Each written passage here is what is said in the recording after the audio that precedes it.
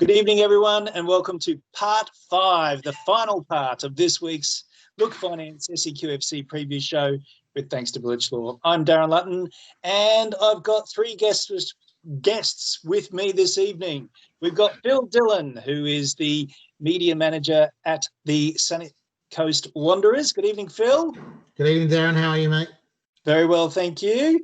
We've got the Donut King, Daniel Carew, who is the senior coach at Vilic Glasshouse. And our special guest tonight is the technical director at the Sunny Coast Fire, Melvin Wilkes. Mel, good evening. Evening, Darren. How are you? Wonderful, thank you. Thank you for joining us.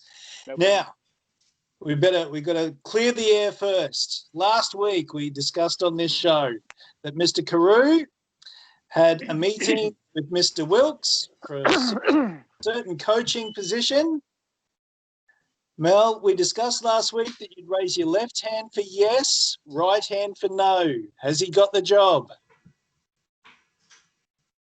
I can't put my hands up at the minute. I've got a cup of tea in one hand and I've got a biscuit in another. Well. Listen, I'm going to have to be diplomatic because I'm not going to lie. I'm not like that. We've had a couple of meetings, myself and Dan, and Dan's met the owners of the football club, and yeah, we're nearly there.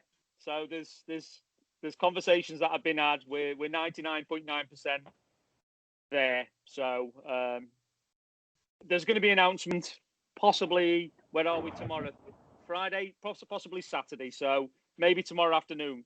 We'll see. We'll see how quick we can get it out. That's a left hand raised. I love it. Good well done, stuff. Daniel. Congratulations, mate.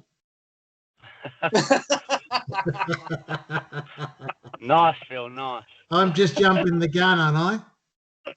That's all right. That's what we do. That's what us journalists do, don't we? We break things. I was going to say, I'm just glad it's Melvin this time and not me. I've done it for the last 2 weeks.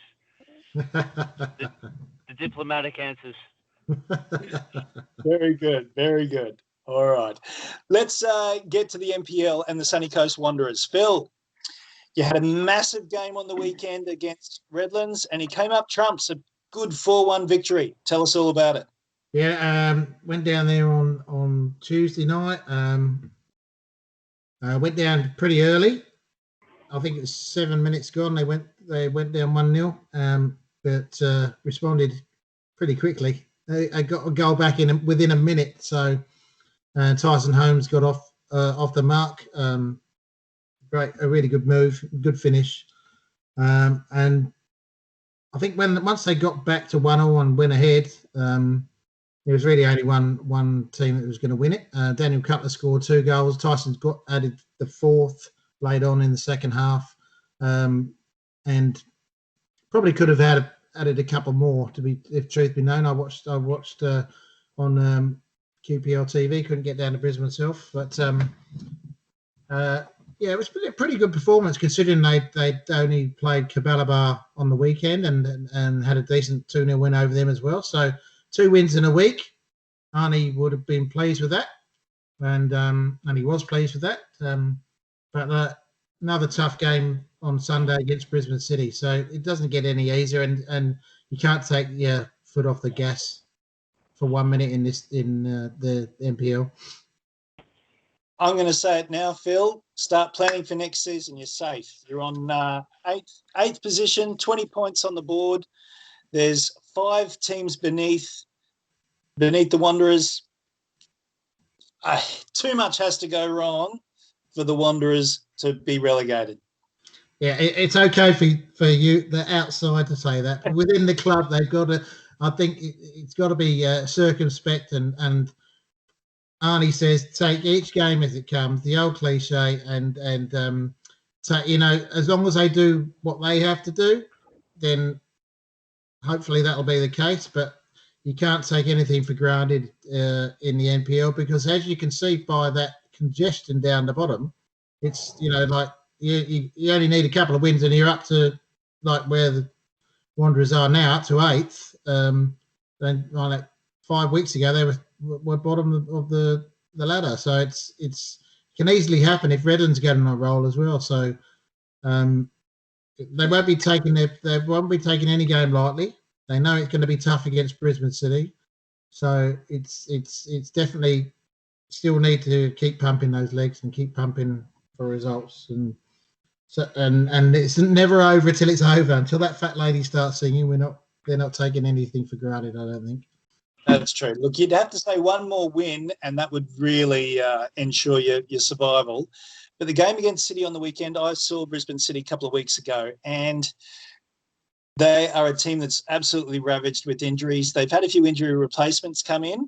However, if the Wanderers can just maintain their form, they should be good enough to get the points in this fixture. They should be. I mean, it's obviously down at their that Brisbane City ground.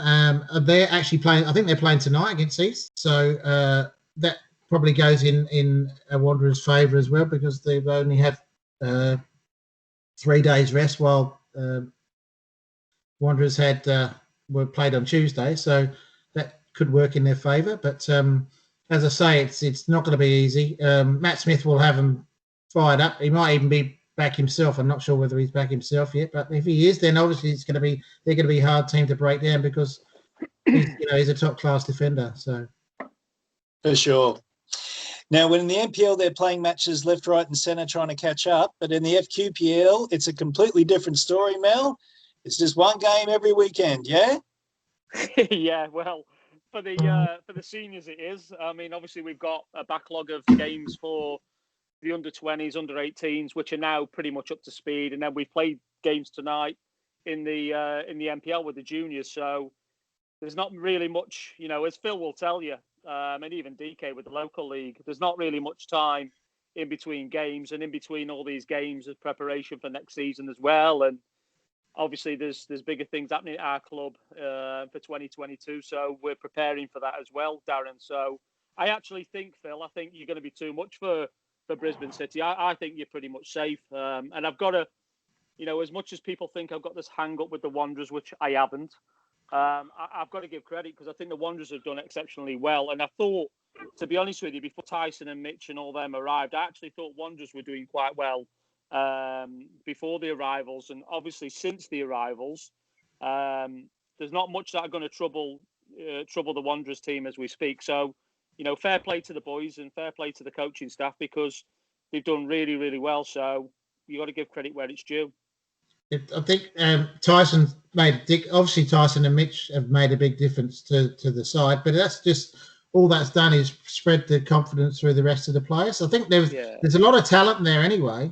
Yeah. I mean, Ollie Duncan coming back into the side is huge as well. It just allows Tyson to be freed up a little bit more. Ollie Duncan can sit a bit deeper. I think that's all they needed really was that, Tyson's the glue, I guess, is just giving, just one senior player to sort of just add that bit of extra quality of also a player who knows how to win. I mean, he's won everything. So the younger players are now got a guy who they know who he is, and they listen, and he can just, push on it and give the information that's needed to give, to help them win games. And, it's invaluable. And even if he does obviously leave at the end of the year and whatnot and goes back to Melbourne, those young players will gain experience from a guy who's been at the top for a long, long time, winning constant NPL titles, and Player of the Year. So, I mean, it'd be a great experience for just the younger boys, even just being in and around a guy like that. It's interesting. Sorry, Mel. It's interesting watching Tyson with the younger players, because he's very keen on talking to them and telling them what they're doing, and he's not frightened to give them a rocket if they need it, a rocket as well. So they know that they can learn off him as well, which is it's great at doing that. To be fair, Mitch Cooper does that as well. It's like they played at a high level, so they've experienced a lot, and like you say, Tyson knows how to win, but he knows when you have to get stuck in, and when you can play around, play some decent football as well. You know what I mean? It's just like he can play either way if you need him to, and he's made a huge difference to the team, and it's working. It's feeding, everybody else is feeding off of that, and Mitch and the other players have risen to the occasion. To be fair, Danny Cutler's second goal, I think it was on Tuesday, was a cracking goal, really good goal, and he's become a decent striker, and there's lots of backup for him as well, with Jeremy there and Riley Campbell. So it's hopefully, like you say, Darren, if they do keep going, then the planning is there already for next year. Hopefully, I don't know what's going to happen. Who knows what's going to happen? But I think they're looking okay if they hopefully survive from what they are now. Well, let's talk about the Fire. On this show last week, my sure thing at the end of the show was that the Fire would win. Thank you for making my prediction come true. A good 2-1 victory over Southside Eagles. You were there? No, I wasn't. I was actually with the juniors, because we had home games against Gold Coast Knights. But right, I always got eyes on the ground. So I think it was Luca Pullen with the winner right to death. And he's a young kid who's been with us for I think about 4 years now, or 3-4 years, and works his trolleys off. And if anybody deserved a goal right at the death, it'd be that kid. He turns up an hour before training. It's incredible, to be fair. So Gary's been taking the team, Gary Newcomb, for the last sort of 3 weeks, whilst we work through this national second division stuff. And Gary's done a fabulous job. He's vastly experienced. I think in the last 3 games, out of the 3 games, out of 9 points, he's got 7. So, he's done a reasonable job. So, we can't ask for much more. He's done exactly what we need him to do in order for us to concentrate on what we're doing with the other things going on at the club. So, from our point of view, it's been brilliant. We had a chat earlier on in the season, and put up the video on our page. If anyone out there wants to go and look it up, it's in there somewhere. You were talking about the change in focus at the Fire. Yeah. Now that we're talking about the FQPL side and we're this deep into the season, how have you assessed their performances?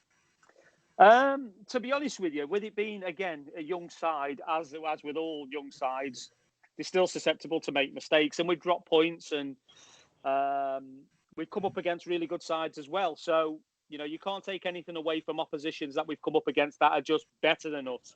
And sometimes, all the time, you have to give credit to the opposition when you come up against teams like that. But we're still not going to go against what we set out to do sort of 4 years ago, which was to get these young players ready for senior football. And, some of them now are going to need to be ready for the level below the A-League, which is this new championship. So, this QPL.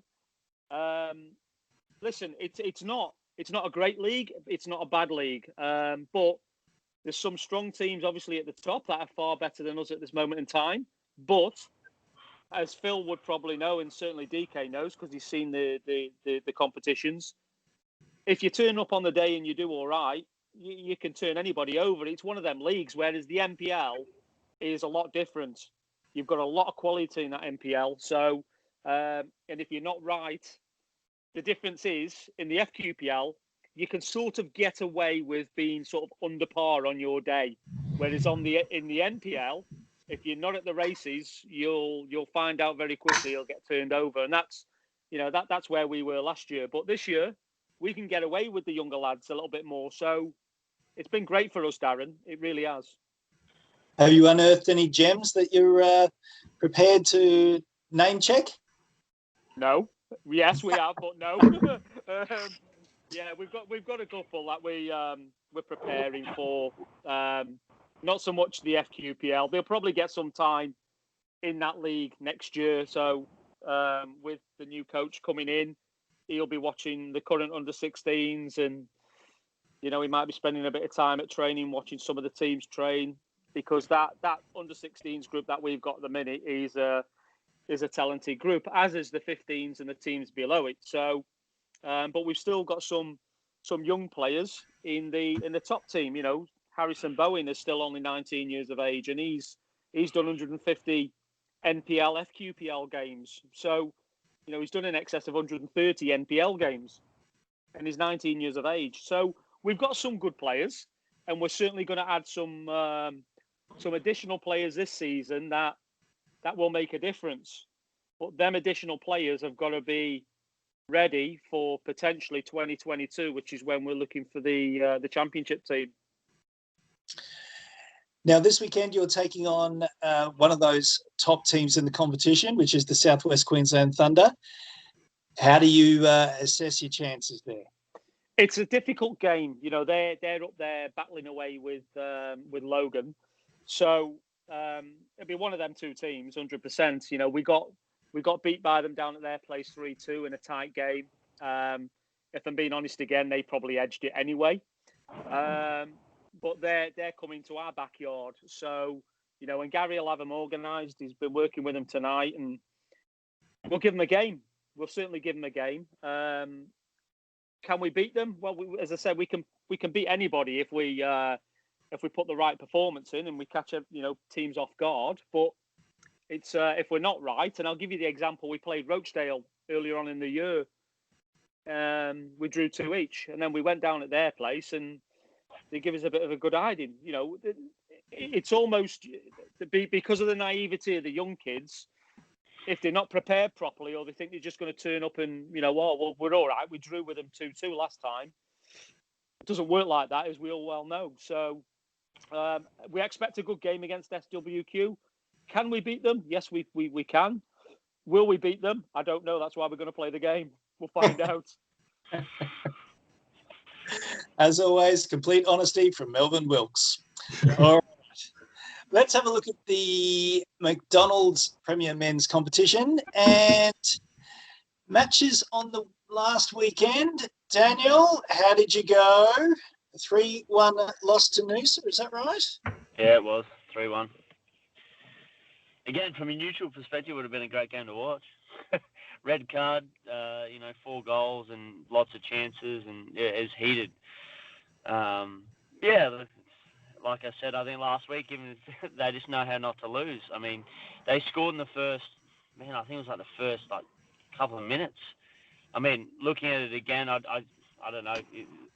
The boys said it was offside, but, you know, at the end of the day, they took their chance. Matty Thompson gets a chance. He scores every day of the week. But we pegged him back straight away, and I thought we could go on. Brandon Lee scored, you know, Cam went down and cut it back, and Brandon scored a good goal, and we had a couple of good chances. Addison Brader, again, came back to haunt us, and, you know, he said to me after, he's like, he was supposed to be a cross, and it's gone straight in. But, you know, he's capable of anything. He's a dangerous player in that final third. So, but the second half, you know, Sean McMillan got sent off, and they went to 10 men. They parked the bus, and they played counter, and I thought we had the better chances. I thought Cam, look, unfortunately for Cam, he probably on a different night, he scores the 2 one-on-ones he had, and Sam Nichols doesn't pull off the saves he pulls off. For me, Sam Nichols is their man of the match. I mean, he kept him in the game. I think we're unlucky not to get a point from it, but, you know, it is what it is. There is a reason why they're top and they're 12 points clear, because they know to win. So credit where credit's due. You know, they got the points, and yeah, it's always tough going down there. It's always tough. Looking at the other games, Gympie United had a 3-2 victory over Woombai. We said that last week that would be a tight game. I think, Phil, you even said that there would be 1 goal in it. So well done with your prediction there. Yeah, very lucky, I think. Yes. I missed that one. Anyway. I was just lucky that I'd made that prediction. There was nothing nothing up here. It's just pure luck. Nambour Yandina had a 2-1 win against Caloundra. And Maroochydore, 5-3 over Butterham. Phil, what happened in that one? I reckon if you had it on TV, you would have seen 3 goals of the season. In fact, Taj Hudson, I think it's Taj Hudson, is it?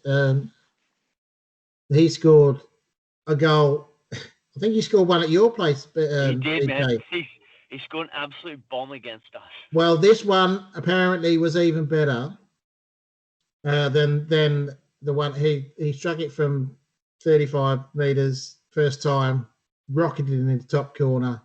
As I say, he probably never score a goal, although he did against you. He would have said that day, "I'll never score a goal like that again," and he goes and does it against Budrum. To be quite honest, it could have been 5-5. Budrum had chances, even when they went down to 10 men. They went down to 10 men. Last man decision to send Jackson off.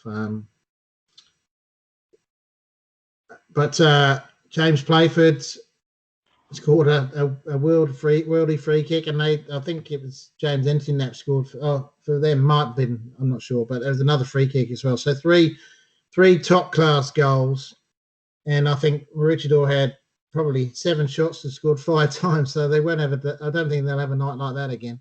But overall, I think they just about deserved the win. It was a pretty, as a neutral, it'd have been a great game to watch. 8-goal thriller, as they say. But it's from a coach's point of view, pulling your hair out. Yeah, it was one of those ones where it could have been on another day. It could have been 5-5 easy.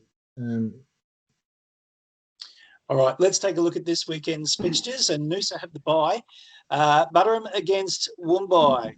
Phil, is there a good opportunity there to get things back on track? Yeah, well, you'd hope so. It's with Woombai, you never know what you're going to get. Obviously, last week they lost to Gympie, but they won the week before. So it's always, if Luke Alderson's playing, they're always a chance to get a goal, and they probably we beat them 8-2 in the first game. We only just beat them 4-3. They probably deserved to get something out of that game, to be fair. And so maybe we can get the clean sweep. It's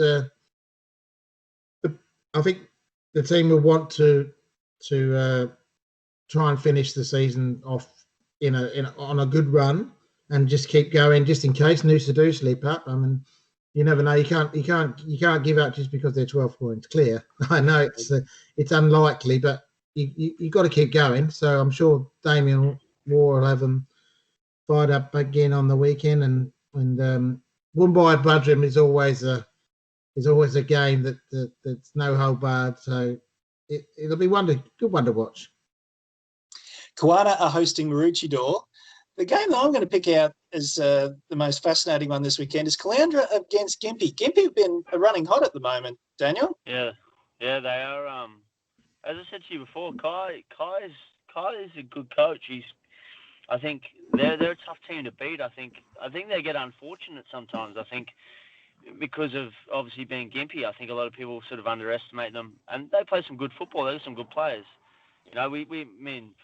Phil said it before, they got a couple of good players in there. On their day, if they decide, Jaden Davies dangerous. He can score goals. If you can keep him quiet and Adam Cross doesn't get himself running, you can contain them. But if they get away from you, they're a strong side. And the worst thing is, they're 90 minutes. They'll play you all the way to the end. Even if they're losing 5-0, 4-0, or they're down, they're not going to give it up. So, what's the names? They're hot and cold at the moment too. The other, Caloundra, yeah. It's fascinating if they try and play through Ethan all the time, and if Ethan's not at top of his game, they seem to struggle a bit. So yeah, and they're, like you say, they're up and down at the moment, Caloundra. So I'd give Gympie a great chance in that. To be honest, it's a game that could go either way. Probably a good time to play Caloundra, to be fair. Yeah, it would be, and I like you say, Carl will have them right, and they never stop Gympie. It's like you keep them in the game, they'll stay in the game. That's what you need to take your chances against them early on if you get them, and then put them away because they'll always come back. They'll always come back. I hope it's an intense game because we've got a midweek. On a Wednesday night, Darren, a Wednesday night, 8:30 kickoff at Gympie. 8:30 kickoff. Oh, wow. I'll be in bed. You've got to put the kids to bed by then, Darren. You never be able to do it. I'm going to take a couple of days off after just to get right. 8:30 kickoff. Yeah, on a Wednesday. That makes no. Is that the only game that's going on as well? No, we've got obviously Reggie's at 6:30. Right. Yeah, it's harsh. I know. You don't feel Mate, sorry for me. I know, Phil. Maybe the electric meter runs out at 10:30. Yeah. The final match on the weekend is VG's up against the Reds. Daniel, how are you going to go in that one? Yeah, look, we'll do our best to get at them. I think it's like anything. It's sort of it's always a big game. Always big game. We got beaten by them this year already, and I thought we would have them, but it is what it is. I think. Yeah, look, the boys are good. We trained really well Tuesday, really good Thursday. I know Cam's keen to get going again. I know we're keen to sort of put the one behind us. But we've got 3 games to budge them, so we're gonna literally. I know we want to get as maximum points as we can and keep ourselves at second, and hopefully Noosa choke. We can all dream. Yeah, we just want to get a good run. NYU is a good team. I'm looking forward to it. Hopefully we can just get over them and get the points back, and we can start getting on a little run, and hopefully end the season again. Same, I guess, as every other team. Just end the season as high as we possibly can. Get the points when we need them. Turning now to the McDonald's Premier Women's Competition, and all the top teams, the top 3 had wins on the weekend over the bottom 3. So Maroochydore 3-0 over Gympie, Nambour Yandina 6-2 over Caloundra, and the BGs 5-0 over Woombai. Looking at the ladder, Maroochydore still maintain that 5-point lead over Nambour Yandina, with BGs 4 points back. So as you were there. Looking at matches this weekend, Caloundra host BGs, Nambour Yandina up against Gympie, and Woombai host Maroochydore. Any fixtures there stick out for you, gentlemen? I think it's just obviously it's Caloundra BGs is probably the one. I think Caloundra is the only other team that could probably. IU, BGs and Maroochydore, I don't see much changing unless obviously one of them slips up against each other or Caloundra can get themselves in the mix. I think that with the women's league, you're looking at it. That's the only one. I mean, Gympie can probably get something in there. I feel like Caloundra are always a bit of a, especially against Beerwah, they've always been a bit of a dark horse with us. So I know there's obviously a history there. So that'll be an interesting game between those two. We might try and arrange to get the Caloundra coach on the show in the next couple of weeks as well, and give that league the focus that it probably deserves that we've neglected in previous weeks. All right. So, gentlemen, that's probably the show for this week. Do you have a sure thing for us this week, guys? Yeah, it's still going to go dark at night. It's still going to go light in the morning. That's going to be a sure thing for me. Noosa's not going to get a win this week. That's a sure thing. You took that off me. I was going to say that. I sure think that Liverpool won't lose to Premier League this week. I'll tell you what. I'll call the upset. Gympie United over Caloundra. I'm not sure whether that's even an upset anymore, Darren. I think that the Gympie deserve a little bit more credit for what they've done over the last few weeks. To be fair. Okay. So. I might even give that is that at Gympie or a Caloundra? It's at Caloundra. Okay, I was going to go sure thing for that one, but I'm not sure. I'll say a sure thing. There'll be lots of goals at Budrum. Lots of goals. I think so. All right. Phil Dillon, Daniel Carew, Melvin Wilkes, thank you so much for your time this evening. Oh, there is one more thing before we go. Now, on the SEQFC page, we are just commencing our award season where we give an award for absolutely everything that's going at the moment. Our first week of polls is the best kit and the best bar. Now, Gympie United have been nominated for the best bar, and they're actually in third place at the moment. So if you're watching this and you haven't voted yet, get on our page, find the Gympie United section and give them a vote. They're not too far away, and if they get a little push on, they could take out the honours. Now, in the kit competition, we nominated Maroochydore, I believe, and they're struggling. Come on, guys, get some votes in. Support your club. Anyway, next week it'll be best canteen and best away kit, so look out for those. All right, guys, we might leave it there. Thank you very much for your time this evening. This has been the Finance SEQFC Preview Show. Thanks to Vilic Law. We will see you next week. Bye.